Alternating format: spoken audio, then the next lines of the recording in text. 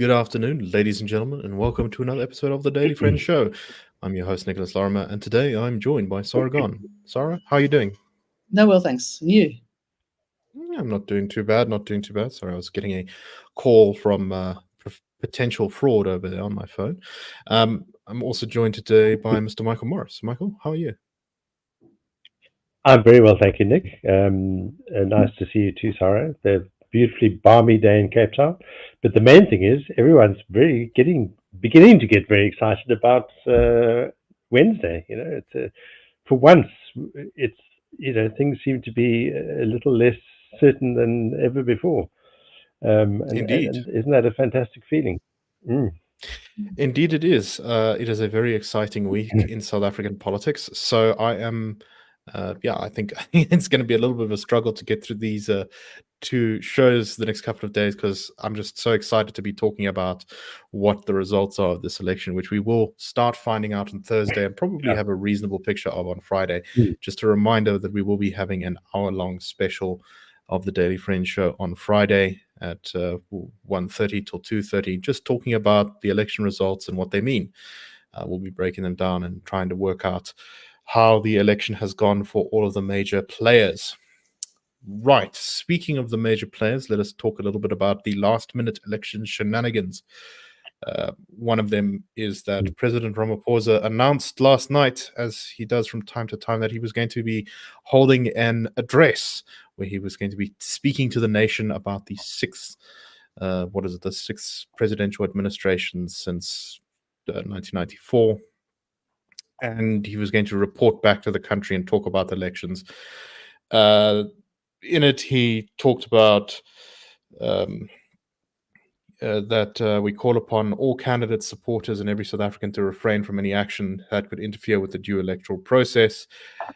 He talked about the lost decade, saying today we have put that era behind us. We have placed South Africa on a new trajectory of recovery and laid a strong foundation for growth. At this moment in our path to renewal, we cannot afford to turn back. There is more work to be done. And he told everyone to go out and vote. He says, we are a diverse people, but a united nation. Let us be united in our commitment to democracy. This speech was not surprisingly criticized very heavily for being a very thinly veiled campaign speech, kind of dressed up as a national address of some sort of importance. And I think that was kind of clear from the moment there was that announcement, is that, unless he was going to tell us that aliens had landed or Botswana had invaded, there really wasn't any need for him to call that address at that time. Sara, what do you make of this? This seems to me like the president is perhaps a little bit nervous that his position may be a little bit different after the election, or am I imagining things? No, I think he's nervous. I think very tempting to use the opportunity to pretend that as president of South Africa, you actually talking about what the ANC's done.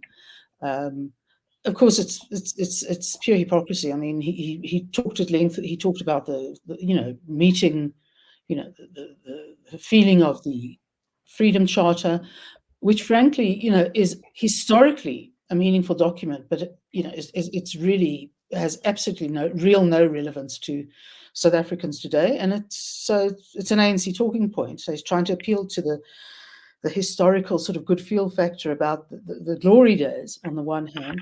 Well, on the other hand, he's sort of saying we put South Africa on a new economic trajectory, we're dealing with corruption, and no one's experience would confirm that. So either he's lying or just hiding it very well. We've seen a loss in GDP over recent years of about 5%. I mean, that's big. Growth has been, frankly, probably pretty much, kind to say that it's reached levels almost, between 0 and 1%. So this I think was, desperate, trying to also rekindle that sort of family meeting vibe that we had during COVID. And the problem is I think the vibe right now is that any opportunity that the president uses that nobody else has to talk to the South African public about the elections 2 days before the elections is just actually the most cynical of moves. And frankly, I go with I understand the impulse, but I'm still kind of offended by the act.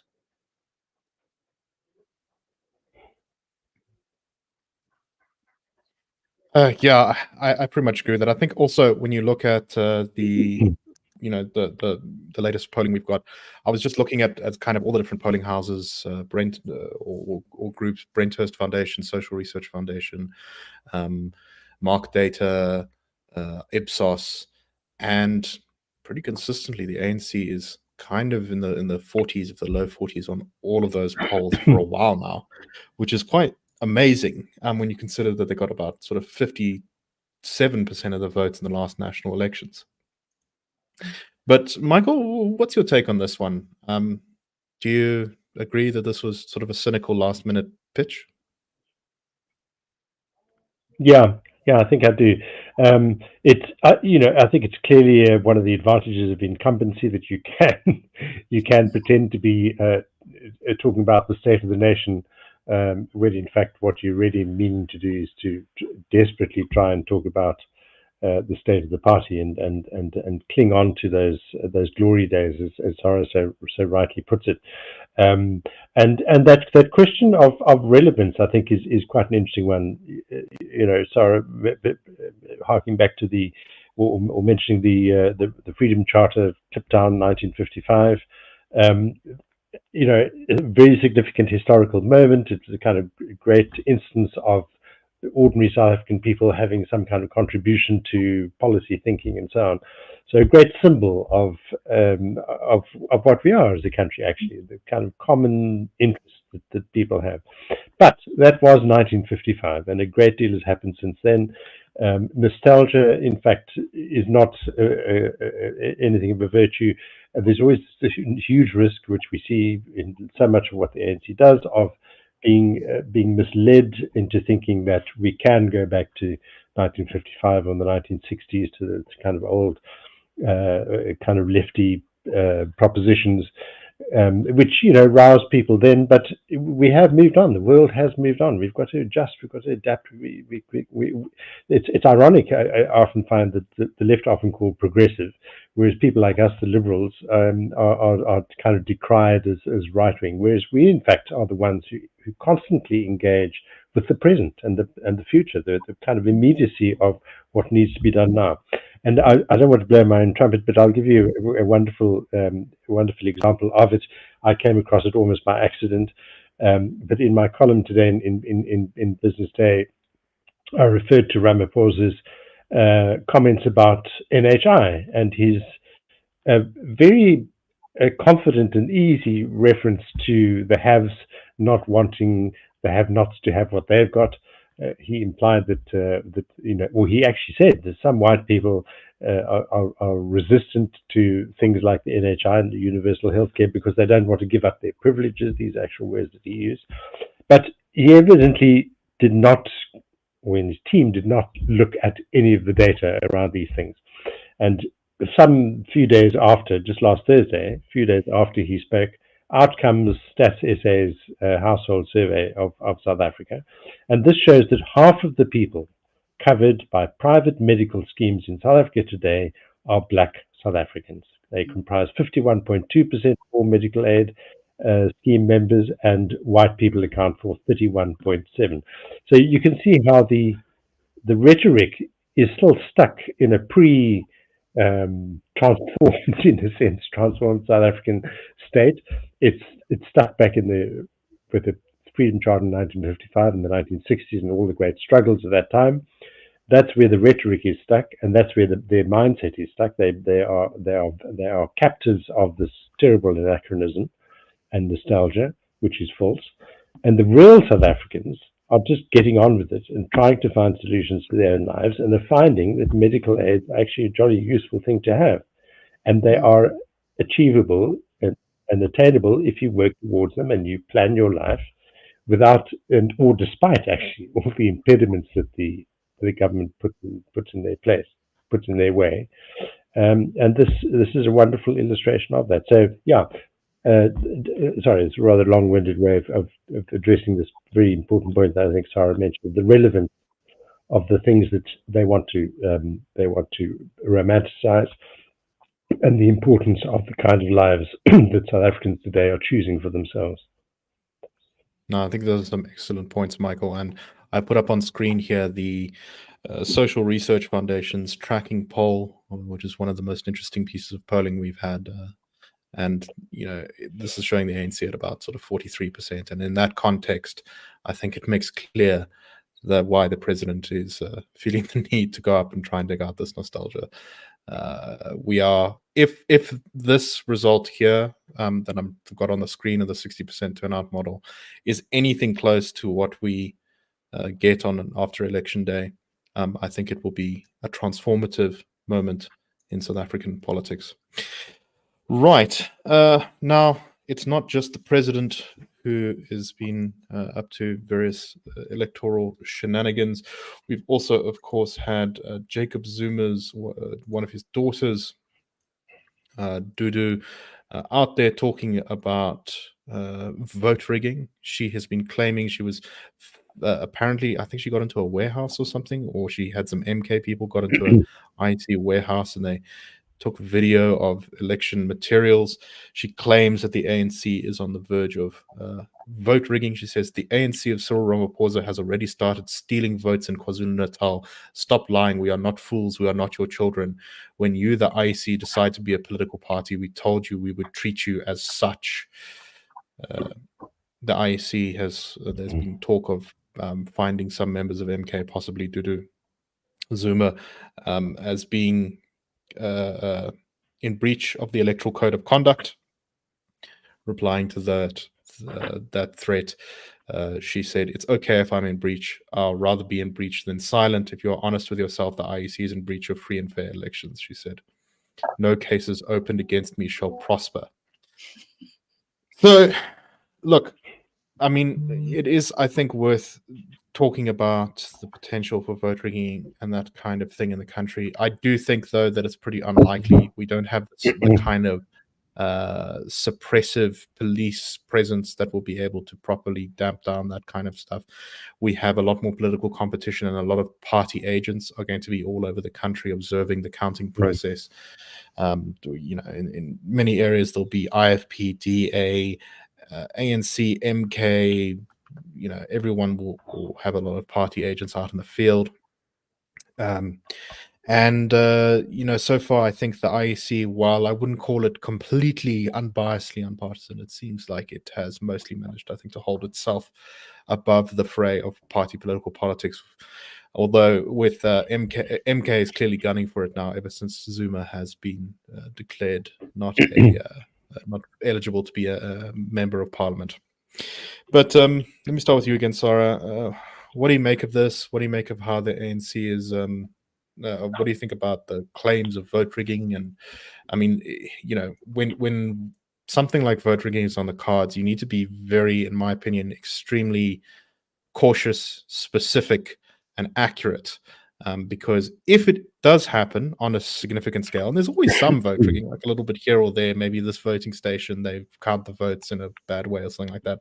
But so far in South African history, I don't think there's ever really been enough to change the results of an election. But it's a thing to take very seriously. So I don't really appreciate people on social media going out and sort of half-baked accusations of election fraud before we've even voted. Yeah. I don't know, Sara, what do you make of all this? Well, I think old Duduzile is on the flip side of the scoundrel coin of pre-election opportunism, if I can put it that way. Because, first of all, I'd have asked the question, it's clearly intended to be stir things up. And she says, even if she is in breach, well, if she's in breach, that's serious stuff. But the thing is that it's unsubtle, and it raises one question: how did the MK get into the warehouse? And the IC was, I mean, I agree with you. I think the IC's under sort of pressure that a whole lot of countries in Africa are not to hold a free and fair election, and I don't think they've done anything that suggests that certainly before the election, that there's nothing to suggest. I mean, they've said it's a warehouse, and frankly, when it comes to the veracity of statements made and the nature of the personality, I would be inclined to give the IC the benefit of the doubt on this one. She's very much her father's daughter, and she's there to stir the pot, and she's all aggro and not terribly bright. So, one to IC, naught to Duduzile. Michael, what do you make of all this talk of vote rigging, and particularly in KZN, where I do think there's the highest possibility for this kind of stuff to happen? It is a province with some of the most undemocratic features in our country of political violence and that kind of thing. So I think if there is going to be a place where some vote rigging takes place, I think KZN is the most likely candidate. Yeah, I mean, it's very dangerous. I think in the sense that it's the kind of thing. It's a bit like a kind of Trumpian element to it. But anticipating defeat, you already set up the arguments to suggest why you've lost, and it's unfair and unjust and so on, and that this is now justification for rising up and doing something about it. So it's very dangerous from that point of view. I think the INC, I agree with you about the INC, and Sara also. I think one of the ironies of these kinds of statements, these kinds of events, is that the IC's interest in being unbiased and scrupulously fair and open and so on actually grows. So that's perversely quite a good thing. They've got get out there, make statements, investigate whatever the claims are, clarify things, be accountable to the public. So I think the scope for any sort of underhand stuff at the IC is probably very, very small. I think I would have thought. I mean, I don't know any officials from them, but from the IC, but I would have thought they probably actually committed to doing exactly what they meant to do. I think they do see themselves as having an important job. Well, it's also, I think, probably one of the virtues of having politics now, which is beginning to stratify and fragment into all sorts of little parts, is that the question of what you're loyal to is sufficient to disrupt this idea that if you're loyal to the state, you're loyal to the ANC kind of thing, or that if you're working with the state and working for some kind of status quo, it means if that's in the ANC's favor. I don't think that's applying it towards that is reducing steadily as our politics becomes more fragmented and interesting. But yeah, I mean, not very helpful. I think quite cynical of her, and as you say, Nicholas, in the one province where conducting politics is actually just mortally dangerous. So it's reckless. It's kind of needlessly reckless at this point. It looks as though they're doing pretty well anyway. Why would they want to do this? Yeah, questions about their integrity do arise. So, when it comes to claims of vote rigging, I think that one should take them seriously when they come from senior leaders of political parties, generally speaking. But you have to be specific, and you have to be exact, and you have to know, you have to say, this station, this happened, here's these kind of vague things, like you say. It's very much creating the narrative that you can claim the election is illegitimate after you've, if you don't win.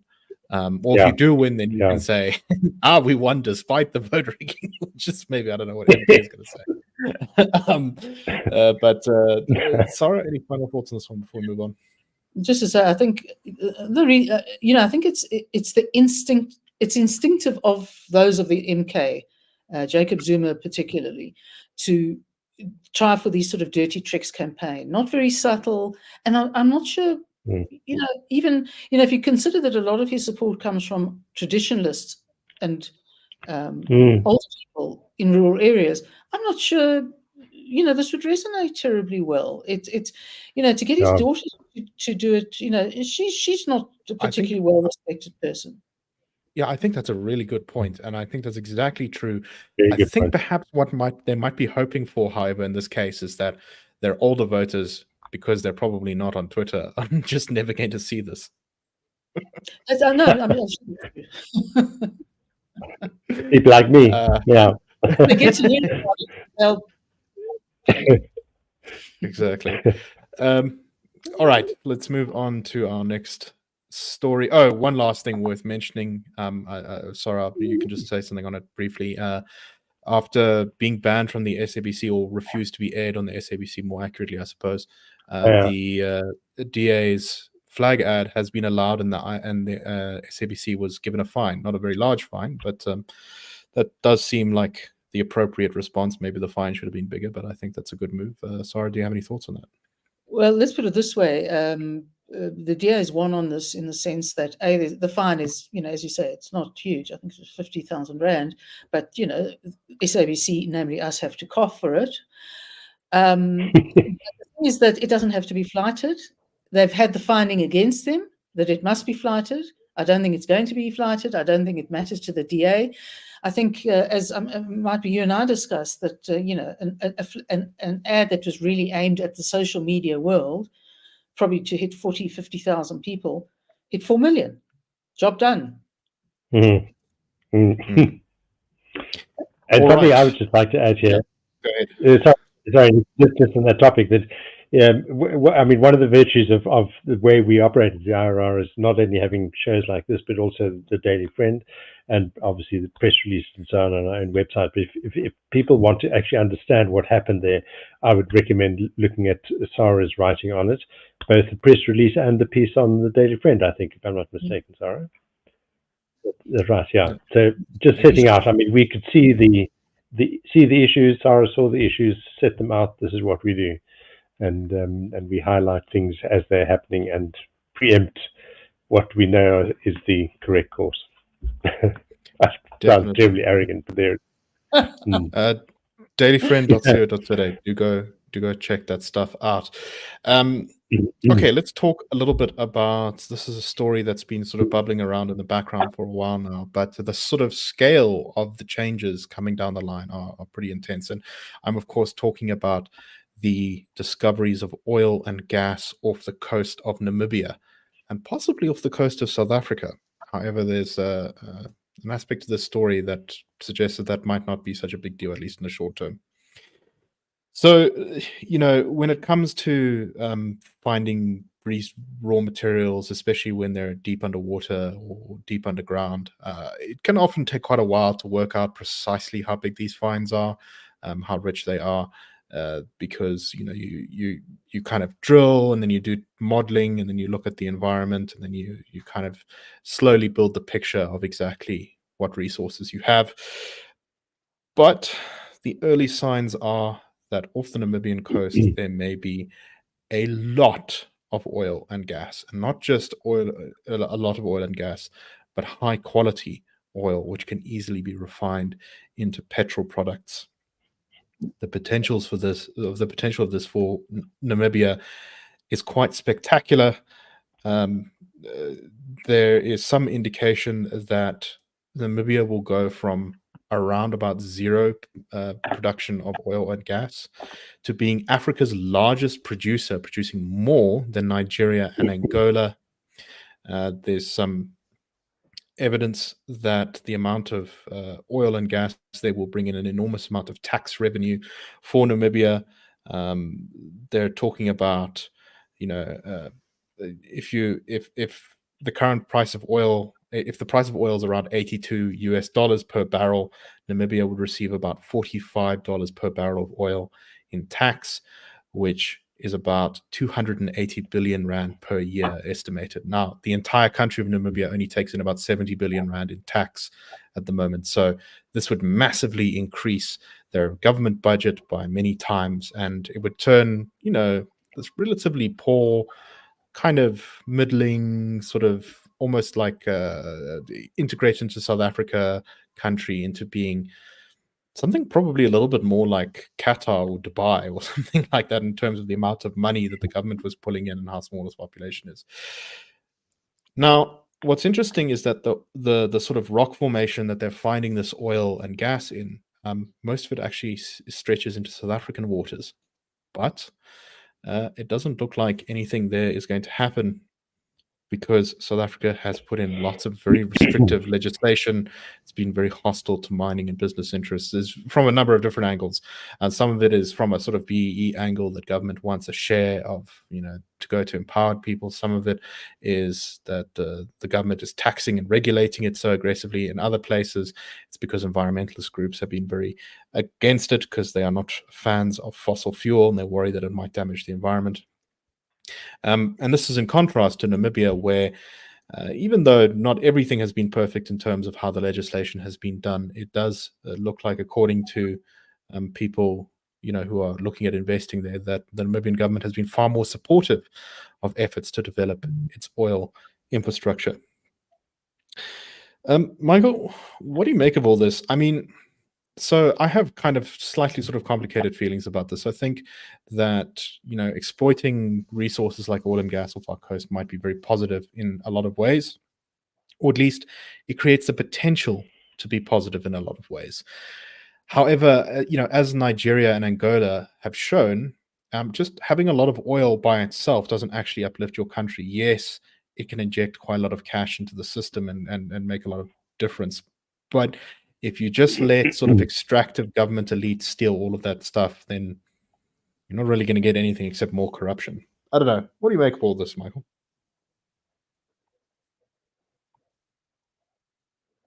I think it is a very complex field, and the idea of getting these massive inflows of tax and revenue and so on is very appealing, especially in a country that needs to pay, what is it, R1 billion a day just on interest on our loan. So there's a kind of immediate appeal in the idea of gaining a kind of new income stream, a revenue stream.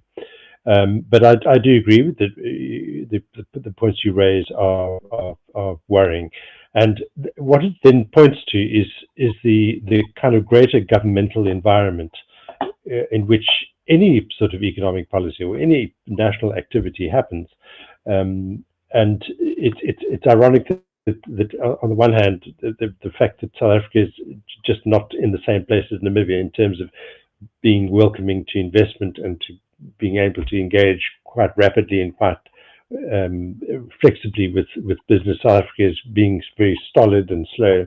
There was a figure in the piece, or a reference here to the South African Upstream Petroleum Resources Development Bill, which sounds this is a wonderful thing. It's going to help us to exploit, make the most of mineral resources. It was stuck in Parliament for years, whereas this is somebody, an expert in the field, saying it took Namibia 12 days to make a legislative change in Parliament. So that gives you some idea of the difference. So your point is germane here. I mean, that could be as much a good thing as a bad thing. If there are people who are intent on exploiting those opportunities to enrich themselves, then that rapid response might not be such a good thing. But just having such a slow and ineffective approach to such a crucial part of the economy is really not. It's not even going to put us in the position where we can make choices. And I think that's really the key thing. Once again, just to punt the Daily Friend, your father, Nicholas James Lorimer, MP for the DA and the mining resources expert in the DA, has actually written some pieces for us on these finds on the gas and oil fields off the coast. And it's worth looking at these pieces because they're nuanced and there's lots of detail in there. But this is one of the key things that comes through, is that we need a government that's responsive, that's conscious of all the risks, that's able to manage them, but to do it flexibly, intelligently, fairly quickly, and to be responsive to the people who would need to invest hundreds of millions of rands just to explore, never mind to get any profit. So it's a huge, complex thing that does require very careful handling. And yeah, do we have the talent? We're not quite sure whether we do in government. Exactly right, and it's worth noting that this stuff takes a really long time, right? So we're looking at sort of a date of 2029 as the earliest point at which oil might start flowing in Namibia. which so if you think about South Africa, if we kind of did everything right from this point now, this wouldn't really be a factor probably until the 2030s. And who knows what the world will look like then. So, this isn't an unlimited opportunity that we can just kind of sit on forever. We may find that the world is much more hostile to investment in this kind of stuff in 2035, or maybe there'll be a big demand for oil then. It's kind of difficult to predict. Sara, final thoughts on this one before we close up for today? Yeah, I basically agree with everything Michael said, and just to say that it's quite amazing if you think about how conservative, but perhaps say politically, for want of a better word, naive, the business sector is generally. I mean, big business generally, banks, etc. They want certainty. They'll tend to overlook a whole lot of political issues, sometimes very serious political issues, for that certainty. And the fact that the only thing South Africa offers is the certainty of making their lives completely difficult from a pragmatic and legal point of view, suggests that it's we're an outlier on the certainty on the certainty paradigm. Yes, our government has this magical ability to combine uncertainty with bad policy, which is kind of the worst of all worlds. But anyway, this is obviously something to keep an eye on, because it may be the case that South Africa does have this kind of economic windfall sitting off our coast. But anyway, that's all the time we have for today. We hope you found the show interesting. Just a reminder, everyone, it is the national and provincial elections on the 29th of May on Wednesday.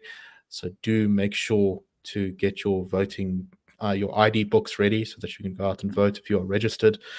This election, they're being very strict about where you can vote. So you have to vote at the station you're registered. And it wasn't always the past, the situation in the past, but this election is going to be that way. So do make sure you find out where you are registered and then go and vote at that station. Hopefully you updated it so that you don't have to drive very far. But I hope everyone has a wonderful day. And there'll be a Daily Friend wrap tomorrow on Tuesday.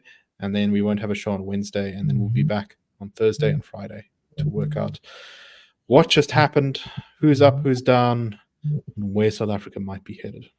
Anyway, have a great one, everyone. We'll see you soon.